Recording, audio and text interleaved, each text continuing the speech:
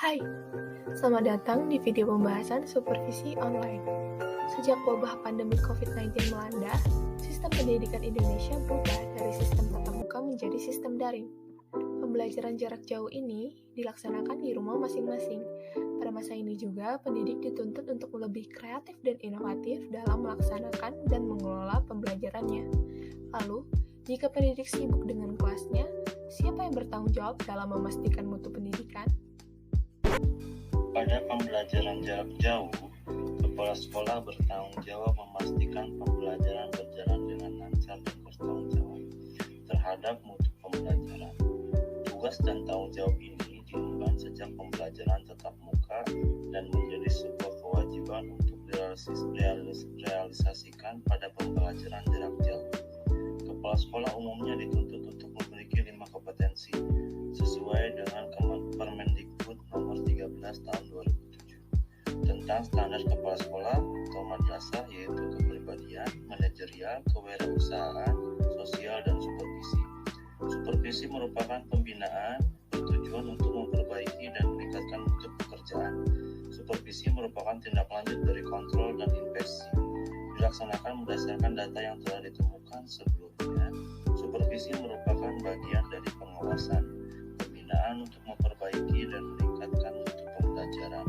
Pengawasan profesional kepada guru yang bertujuan untuk meningkatkan kemampuan mengajar disebut supervisi pendidikan, yaitu kegiatan membantu meningkatkan kemampuan profesional guru dalam memperbaiki situasi pembelajaran menjadi tanggung jawab. Lalu, bagaimana supervisi itu dilakukan?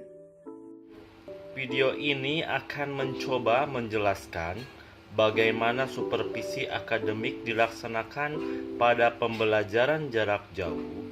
Akan dilakukan simulasi supervisi oleh Bella Lasgiana sebagai kepala sekolah dan Saiful Mahir sebagai guru kelas yang akan disupervisi.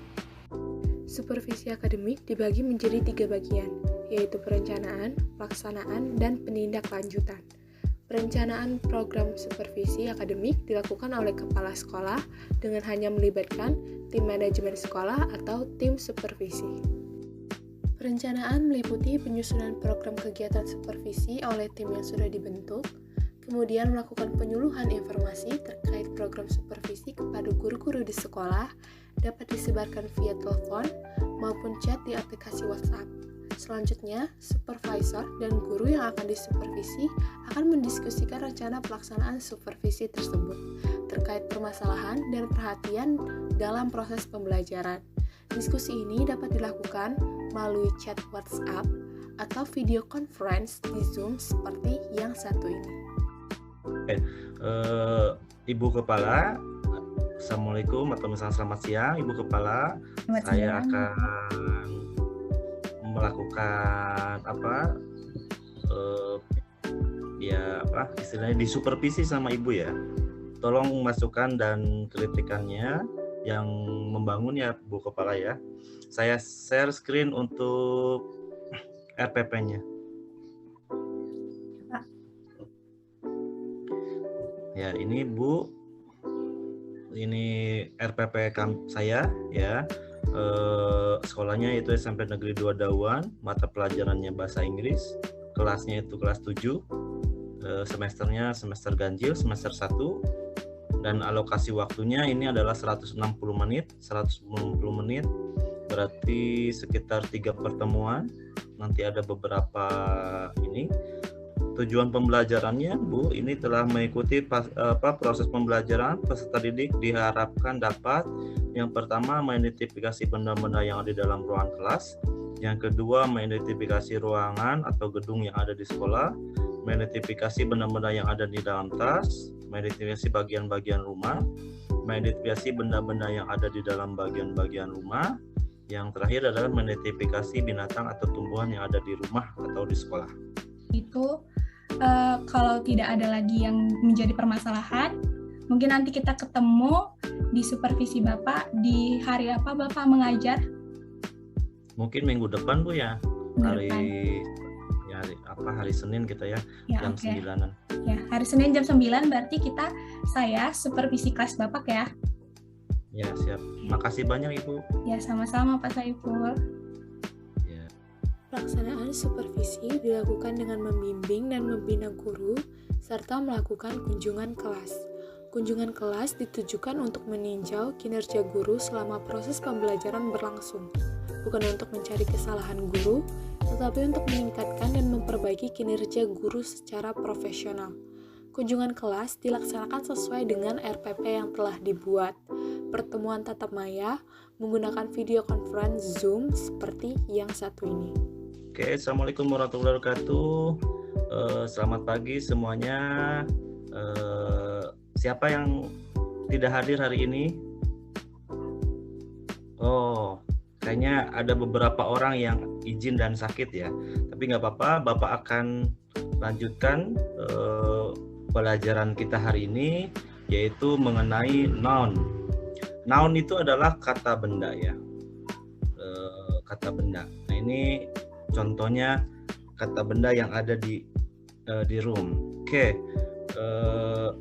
Repeat after my speak ya. Jadi nanti Bapak ucapkan, nanti kalian diulang ya, dibaca ulang. Oke, sini a wardrobe.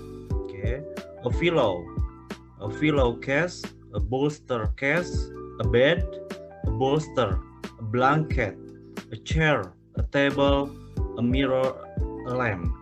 Oke, di situ adalah kata benda. Ya, kata benda dalam bahasa Inggrisnya adalah noun. Oke. Now I want to explain about how to change from singular to plural. Bapak akan menjelaskan bagaimana perubahan bentuk tunggal ke bentuk jamak. Oke, misalkan a wardrobe. A wardrobe, this is a singular. Wardrobe itu adalah bentuknya singular.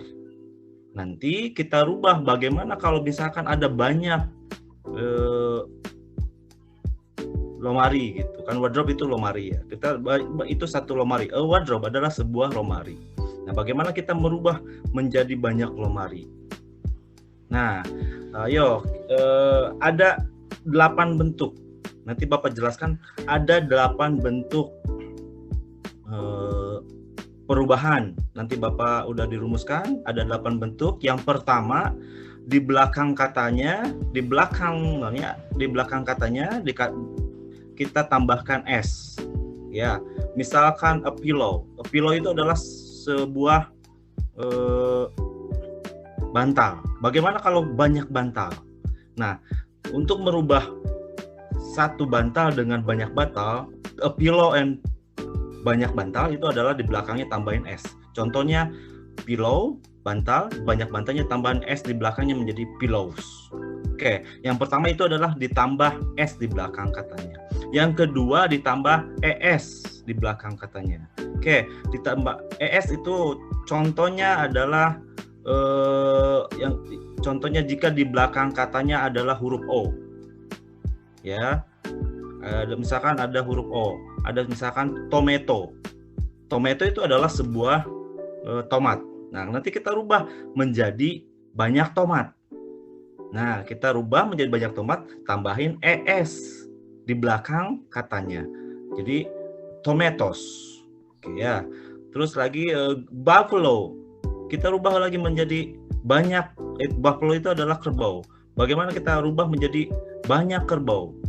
Ya, ditambah es di belakangnya jadi buffaloes. Ya. Yang ketiga itu sama ditambahi s, tapi di belakang katanya adalah huruf berdesis. Huruf berdesis itu x, ss ya, ch itu ya, itu berdesis. Contohnya box. Ya, box itu satu kotak. Nah, bagaimana kalau misalkan banyak kotak? Nah, yaitu ditambahin dengan e dan s, yaitu adalah boxes. Ya. Atau misalkan kelas. Kelas itu adalah satu kelas. Bagaimana banyak kelas? Tambahin es di belakangnya, classes. Itu yang ketiga. Yang keempat adalah di belakang hurufnya, di belakang katanya adalah huruf y. Ya, yang pertama hanya ditambah S di belakangnya, tapi di depan huruf Y-nya adalah huruf O. Contohnya boy. Boy itu jamaknya itu adalah satu orang anak. Bagaimana banyak anak? Banyak anak hanya ditambahin S di belakang. Dan yang terakhir, penindaklanjutan supervisi, yaitu evaluasi dan tindak lanjut yang diberikan oleh kepala sekolah selaku supervisor dalam menanggapi permasalahan guru pada pembelajaran jarak jauh Kalau misalnya permasalahannya terkait kuota atau HP, ya berat ya Pak ya. Kita kan sebagai pendidik kan kurang bisa berbuat apa-apa. Mungkin ya dari sekolah kita bisa panggil anaknya untuk belajar di sekolah saja gitu, dengan mematuhi protokol kesehatan juga. Nah, untuk permasalahan anak yang kaget karena mendapat pembelajaran, nah menurut saya sih sebelum pembelajaran kita buat ini dulu ya, semacam brainstorming itu atau semacam permainan kecil-kecilan untuk membangun konsentrasi dari anak tersebut supaya mereka itu waktu selama proses pembelajaran berlangsung mereka dapat menangkap pembelajaran tersebut dan nggak mental gitu, maksudnya ilmunya yang Bapak beri ke mereka, begitu Pak. Mungkin ada permasalahan lain? Ya, mungkin solusinya juga saya akan membuat kelompok kerja Bu ya. Kelompok kerja di beberapa tempat di tempat-tempat di desa-desa tertentu. Nanti anak-anak yang udah berdekatan bikin 5 atau 6 orang satu kelompok. Nanti saya mungkin datang ke tempat itu untuk melakukan tidak mungkin ya istilahnya kunjungan. Saya nanti ngatuskan untuk ngasih pembelajaran tapi mungkin dengan protokol kesehatan mungkin ya. Ya, saran dari Bapak solusinya sangat bagus Pak. Mungkin bisa diterapkan di pembelajaran ini. Jadi seperti itu singkatnya melakukan supervisi akademik pada pembelajaran jarak jauh. Supervisi menjadi sangat penting dilakukan untuk meningkatkan profesionalitas guru dan menjaga mutu pendidikan sekolah. Program supervisi hadir sebagai pendorong kepala sekolah, tenaga pendidik dan kependidikan untuk mengembangkan keahlian dan kompetensi mereka secara luas. Hasil akhirnya adalah sekolah yang bermutu yang mampu mengakomodasi cita-cita pendidikan nasional Indonesia kelak.